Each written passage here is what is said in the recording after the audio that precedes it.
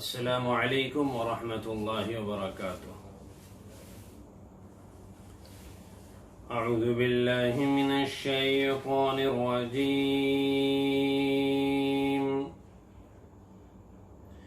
بسم اللہ الرحمن الرحیم۔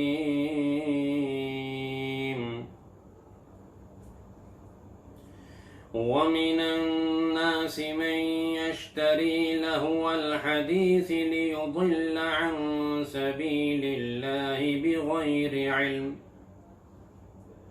ويتخذها هزوا أولئك لهم عذاب مهين۔ صدق اللہ العظیم۔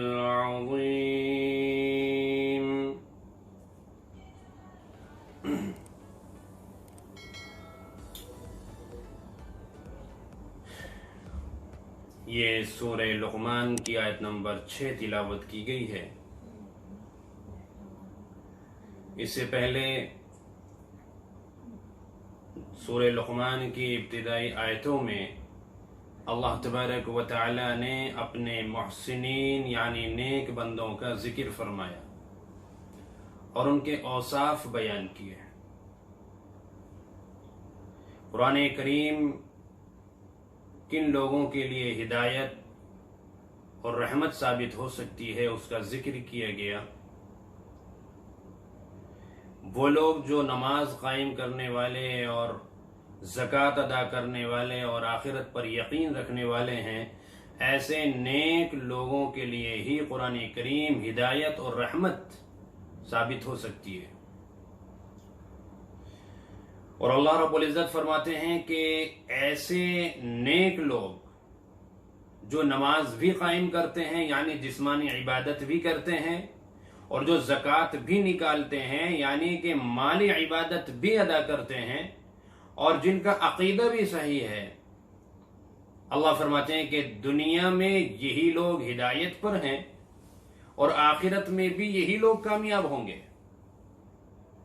گویا کہ سورہ فاتحہ میں ہم نے جو اللہ تبارک و تعالی سے دعا مانگی تھی، اہدنا الصراط المستقیم، یا اللہ ہمیں سیدھے راستے کی ہدایت عطا فرما دے، تو اللہ رب العزت نے یہاں بتا دیا کہ سیدھے راستے پر کون لوگ ہیں۔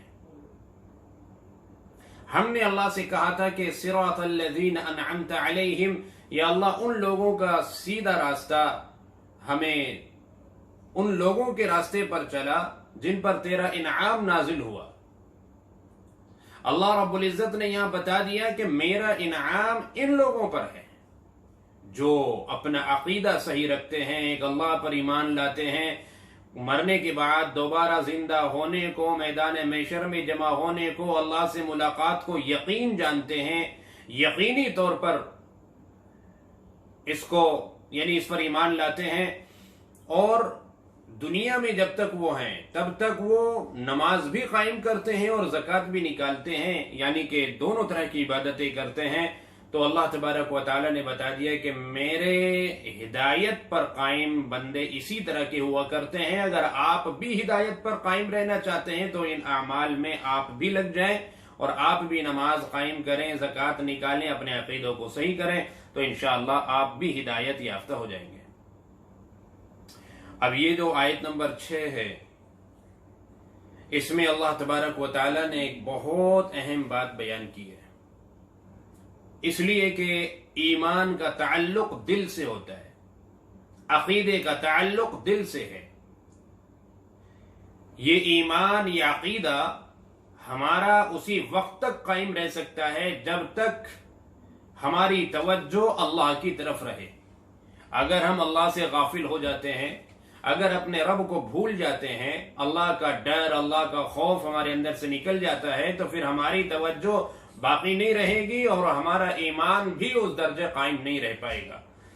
تو اس آیت کریمہ میں اللہ رب العزت نے ایک اہم اصول بیان فرمایا جو ہمیں رہنمائی کرتا ہے کہ ہمیں ایمان پر کیسے ثابت قدم رہنا ہے، اپنے عقیدے کو کیسے ہمیں محفوظ رکھنا ہے، ہر طرح کی آفتوں سے اسے کیسے بچانا ہے، اس لیے کہ ایمان کے لیے بڑے خطرے ہیں۔ ایسا نہیں ہے کہ ایک دفعہ ایمان لے آئے کافی ہے، بلکہ اب اس ایمان کو بچانا اور اس کی حفاظت کرنا، اس کی نگرانی کرنا، یہ بہت ضروری ہے ہمارے لیے۔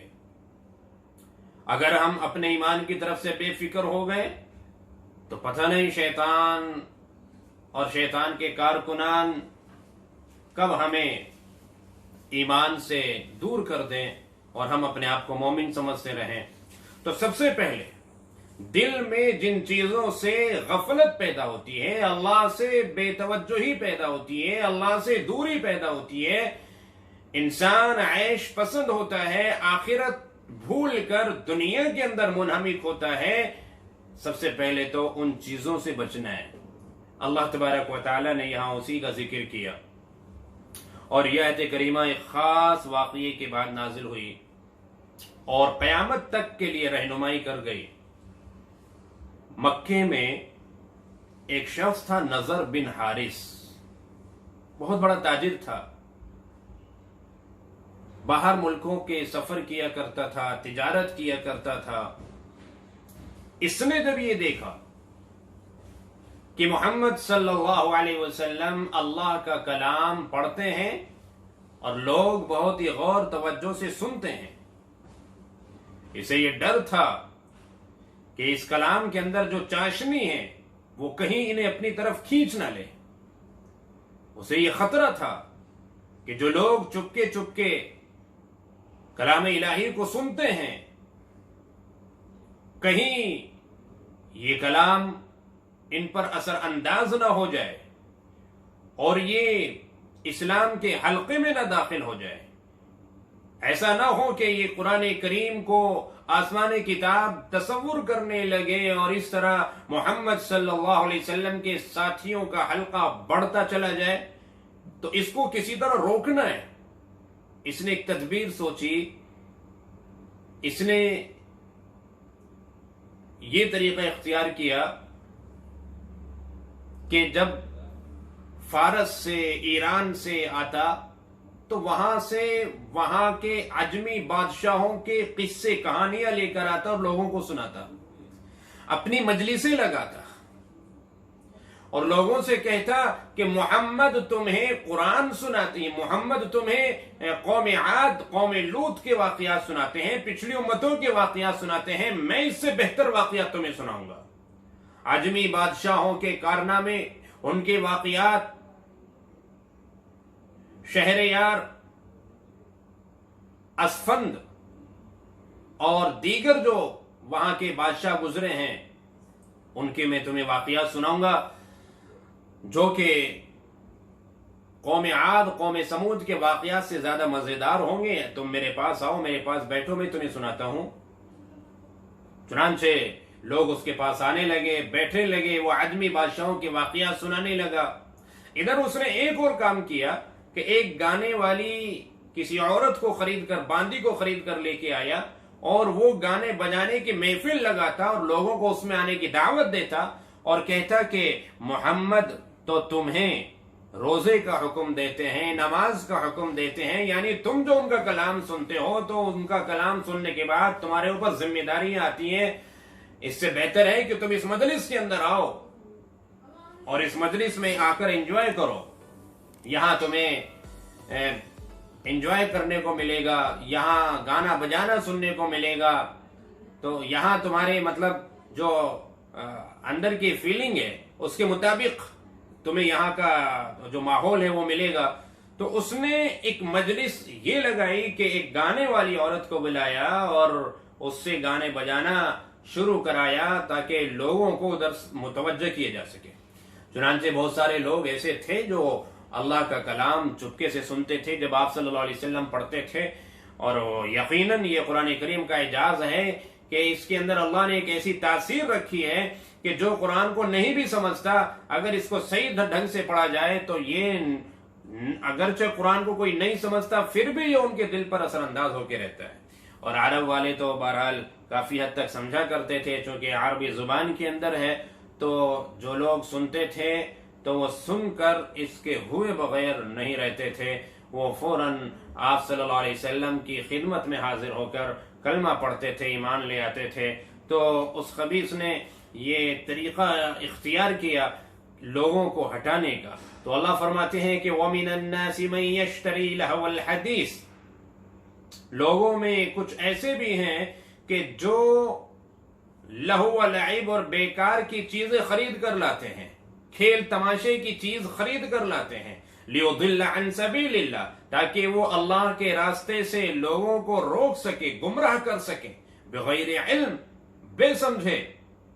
یعنی اس نے اس کے انجام پر بھی نہیں غور کیا، اس نے اس کو بھی نہیں سمجھا کہ میں کیا کرنے جا رہا ہوں، کتنی بڑی حرکت کرنے جا رہا ہوں، میں لوگوں کو گمراہی کی طرف لے کے جا رہا ہوں، جہنم کی طرف لے کے جا رہا ہوں۔ محمد صلی اللہ علیہ وسلم جنت کی طرف لے کر جانا چاہتے ہیں اور میں جہنم کی طرف لے کے جا رہا ہوں۔ اس نے کچھ بھی غور و فکر نہیں کیا اور انجام کو نہیں سوچا، تو بے سمجھے وہ لوگوں کو گمراہ کرنے کے لیے لہو و لعب اور یعنی کہ اللہ سے غافل کر دینے والی چیزوں کو خرید کر لاتا ہے۔ اللہ پاک نے اشارہ اسی طرف کیا۔ اس آیت کریمہ کی روشنی میں علماء نے بہت سارے مسائل بیان کیے ہیں اور فرمایا ہے کہ ہر وہ چیز جو اللہ کی یاد سے غافل کر دے، اس کا خریدنا، خرید کر لے کے آنا، یہ بالکل ناجائز اور حرام ہے۔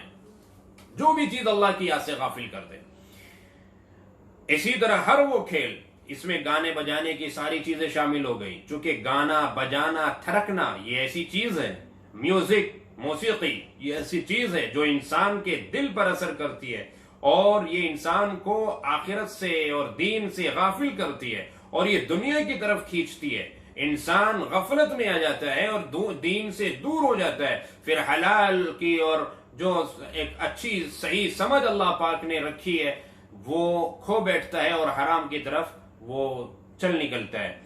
تو تمام وہ آلات، وہ چیزیں جن کا تعلق گانے بجانے سے ہے، ان کو نہیں خریدنا چاہیے اور ان کو خرید کر گھر میں نہیں لانا چاہیے۔ لانے والا ایک ہوتا ہے اور پھر گمراہی کا وہ ذریعہ بنتا ہے اور گھر کے سارے لوگ اس سے متاثر ہوتے ہیں، اس کے اندر انوالو ہو جاتے ہیں۔ ہمیں بچنا ہے اور اپنے گھر والوں کو بھی بچانا ہے۔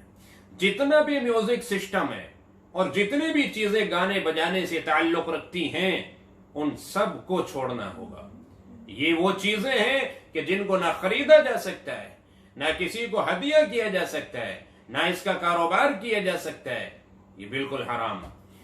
اسی طرح بہت سارے وہ کھیل جو اللہ کی یاد سے غافل کرتے ہیں وہ بھی جائز نہیں۔ کچھ کھیل تو ایسے ہیں کہ اللہ کے نبی صلی اللہ علیہ وسلم نے نام لے کر فرمایا، جیسے چوسر کے بارے میں آپ نے فرمایا کہ جو چوسر کھیلتا ہے گویا کہ وہ خنزیر کے خون میں اپنے ہاتھ کو، اس میں خنزیر کے خون کے اندر اپنا ہاتھ وہ ڈالتا ہے جو چوسر کھیلتا ہے۔ ایسے ہی شطرنج کو آپ نے منع فرمایا۔ ہر وہ کھیل جس کے اندر ہار جیت کی شرط لگائی گئی ہو، کچھ لین دین کیا گیا، لین دین کی کا ذکر کیا گیا ہو، ایسے تمام کھیل وہ سب کے سب ناجائز اور حرام ہیں۔ اور اگر کوئی بھی کھیل جس میں ہار جیت کی شرط نہ بھی ہو، لین دین کا ذکر نہ بھی ہو، لیکن وہ نماز سے، روزے سے، دوسرے ضروری کاموں سے اگر وہ غافل کرتے ہوں تو وہ بھی جائز نہیں ہے۔ اب اگر کوئی کیرم بورڈ کھیلنے میں لگ جائے اور وہ نمازیں نکال دے، لوڈو کھیلنے میں لگ جائے، نمازیں نکال دے، ویڈیو بہت سارے گیم آ رہے ہیں، پب جی آ رہا ہے بڑا مشہور، لوگ اس کے پیچھے دیوانے ہو رہے ہیں، اس میں جب لگ جاتے ہیں تو ان کو پتہ نہیں کہ کتنا وقت گزر گیا۔ اب ایسے ایسے کھیل آ رہے ہیں کہ ان میں انسان جب لگتا ہے تو اپنے نماز سے اور سب چیزوں سے غافل ہو جاتا ہے۔ تو اس طرح کا کھیل بالکل حرام ہے، چاہے اس کے اندر ہار جیت کی شرط نہ ہو۔ ہاں ایسے کھیل کہ جس میں کوئی شرط بھی نہیں ہے اور جس میں نماز بھی ضائع نہیں ہوتی، ٹائم کا بھی خیال رکھا جا رہا ہے، لیکن اس کھیل کا کوئی دینی یا دنیاوی نفع نہیں ہے، تو وہ کھیل بھی صحیح نہیں ہے۔ خالی ٹائم پاس کرنے کے لیے کھیل رہے ہیں، ٹائم ویسٹ اس کے اندر کر رہے ہیں۔ ٹائم بڑا قیمتی ہوتا ہے اور اللہ نے جو یہ ہمیں ٹائم دیا آخرت بنانے کے لیے دیا ہے. کچھ تفریح کے لیے اگر کرنا ہے تو ایسا کرنا چاہیے جس سے کوئی دین کا ہمارا نفع ہو یا دنیا کا نفع ہو. جس سے ہمارا نہ دین کا نفع نہ دنیا کا نفع، تو ایسا کوئی بھی کام ہمیں نہیں کرنا چاہیے، ایسا کوئی بھی کھیل ہمیں نہیں کھیلنا چاہیے. تو بھئی کیرم بورڈ ہے، لوڈو ہے، وہ یہ اسی طرح کے ہیں. ان سے غالباً نہ تو کوئی دینی نفع ہے نہ کوئی دنیاوی نفع ہے، تو لہذا مکروہ ہے اس طرح کے کھیل کھیلنا، اور ان سے ہمیں بہرحال بچنا چاہیے. آپ صلی اللہ علیہ وسلم نے وہ کھیل پسند کیے ہیں جس میں جسمانی ورزش ہو، جو ہمارے کام آنے والے ہوں. تیر اندازی ہے، گھڑ سواری ہے، تیراکی ہے. بعض صحابہ کو آپ نے دوڑ لگانے کی بھی اجازت دی ہے، کیونکہ کچھ صحابہ آپس میں مقابلہ کرتے تھے لیکن اس میں ہار جیت کی شرط نہیں ہوا کرتی تھی، تو وہ دوڑ لگایا کرتے تھے کہ کون آگے نکلے. حضرت سلمہ ابن اکوع رضی اللہ عنہ سے روایت ہے کہ آپ نے اجازت دی کہ بھئی تم دوڑ لگا سکتے ہو. بہت سارے کھیل ہم میں ایسے ہیں. اب گھڑ سواری، تو گھڑ سواری یہ وہ گھڑ سواری ہے کہ انسان گھوڑے پر بیٹھتا ہے اور وہ گھوڑے پر بیٹھ کر خود بھی اپنی عادت، اپنی مشق کرنا چاہتا ہے گھڑ سواری کی، کہ میں اچھا گھڑ سوار بن جاؤں، اور اس کا مقصد اپنے گھوڑے کو بھی، اس کو بھی عادت بنی رہے دوڑنے کی، یہ مقصد ہوتا ہے. لیکن آج کل بہت سارے لوگ گھڑ سواری کی ریس لگاتے ہیں، تو وہ ریس وہ شامل نہیں ہے اس کے اندر. یہاں ایک تو اس کے اندر ہار جیت بھی ہوتی ہے، لین دین بھی ہوتا ہے، اور یہ بھی نہ ہو تو بے مقصد ہوتا ہے. یہ وہ گھڑ سواری ہے ہی نہیں کہ انسان گھڑ سواری میں مہارت حاصل کرنا چاہ رہا ہے، نہیں. آپ صلی اللہ علیہ وسلم نے ایسی کبوتر بازی سے منع فرمایا. لوگ بہت زیادہ شوقین ہو گئے کبوتر بازی کے، اور ہمارے یہاں مسلمانوں میں تو اس کا بہت زیادہ چلن اور رواج ہو گیا، جبکہ اللہ کے نبی صلی اللہ علیہ وسلم نے منع فرمایا. بالکل علماء سے آپ معلوم کیجئے تو یہ کبوتر بازی بھی جائز نہیں، حرام ہے. بہت سارے لوگ مرغ کو لڑوانے کا کھیل کھیلتے ہیں، مرغ کو لڑوا رہے ہیں، تو یہ بھی جائز نہیں ہے. وہ کھیل کھیلا جائے جس سے کہ کچھ ہمارا دینی یا دنیاوی نفع ہے، جس سے ہماری جسمانی ذہنی ورزش ہو رہی ہے، تو اس طرح کا کھیل ہمیں کھیلنا چاہیے. کرکٹ کے تعلق سے بعض لوگ پوچھتے ہیں، تو بھئی اس میں اگر کسی طرح کی کوئی شرط نہیں ہے اور نماز بھی ہماری ضائع نہیں ہو رہی، کچھ وقت کے لیے کرکٹ کھیلا جا رہا ہے، تو بھئی چونکہ اس میں دوڑنا پایا جاتا ہے، اس وجہ سے علماء فرماتے ہیں کہ اس کو کھیلا جا سکتا ہے. تو بہرحال ہر وہ چیز جو گانے بجانے سے تعلق رکھتی ہے اور وہ ہمیں دین سے غافل کرتی ہے اور ہمیں دنیا میں مشغول کر دیتی ہے، تو ہر ایسی چیز سے ہمیں بچنا ہوگا، اور ایسی چیز میں اپنا پیسہ انویسٹ نہیں کرنا چاہیے. ہمیں ایسی چیز نہیں خریدنی چاہیے. ہم سمجھ لیں کہ اگر ہم ایسا کر رہے ہیں تو بڑی سخت وعید یہاں قرآن کریم کے اندر ایسے لوگوں کے لیے اللہ تبارک و تعالیٰ نے بیان فرمائی. اسلام کے اندر صرف دف بجانے کی اجازت ہے. دف جو ہے نا، اس کے اندر کسی طرح کی موسیقیت، میوزک نہیں ہوتا، اس کے اندر کوئی ساز نہیں ہوتا، بلکہ ایک طرح کا وہ ڈھول ہوتا ہے اور ایک سنگل سی آواز اس کے اندر سے نکلتی ہے. ایسے گانے کی اجازت دی ہے شریعت میں، لیکن وہ گانا جو فحش نہیں ہوتا، جس کے اندر اچھے اشعار ہوتے ہیں، جس میں دین کی طرف ابھارا جاتا ہے، جس میں آخرت کی طرف توجہ دلائی جاتی ہے. حسان ابن ثابت رضی اللہ عنہ بڑے اچھے اشعار کہا کرتے تھے. آپ صلی اللہ علیہ وسلم نے حضرت عائشہ رضی اللہ عنہ عید کے دن فرماتی ہیں کہ میرے پاس کچھ لڑکیاں تھیں جو گا رہی تھی اور دف بجا رہی تھی. ابو بکر صدیق رضی اللہ عنہ نے روکنا بھی چاہا، لیکن آپ نے منع فرما دیا کہ یہ عید کا دن ہے، گانے دو، بجانے دو. تو یہ جو گانا ہے وہ گانا ہے جو سیدھے سادے اچھے اشعار پر مشتمل ہوا کرتا تھا، اور بجانا وہ ہے جو دف کی شکل میں ہوتا تھا، جس میں کوئی ساز نہیں اور کوئی میوزک نہیں اور کسی طرح کا کچھ یعنی ایسا نہیں ہے جس سے کہ انسان کو تھرکنے کو دل چاہے. ہر وہ گانا بجانا جس میں انسان کا دل چاہے تھرکنے کو، وہ بالکل ناجائز اور حرام ہے. تو اللہ فرماتے ہیں کہ وَيَتَّخِذَهَا ہُزُوًا، وہ اس کو مذاق سمجھتے ہیں اور یہ اس کا ٹھٹا اڑاتے ہیں. اولئک لہم عذاب مہین، ایسے لوگوں کے لیے دردناک عذاب ہے، بہت ہی دردناک عذاب ہے. تو بھئی اس کو مذاق نہیں سمجھنا چاہیے، اللہ کے کلام کا مذاق نہیں اڑانا چاہیے، اللہ کے دین کو مذاق نہیں سمجھنا چاہیے، اور اس چیز کو بھی ہلکا نہیں سمجھنا چاہیے جو کر رہے ہیں. اگر اس طرح کی کوئی حرکت ہو رہی ہے تو اس سے توبہ استغفار کی بڑی سخت ضرورت ہے. اللہ تبارک و تعالیٰ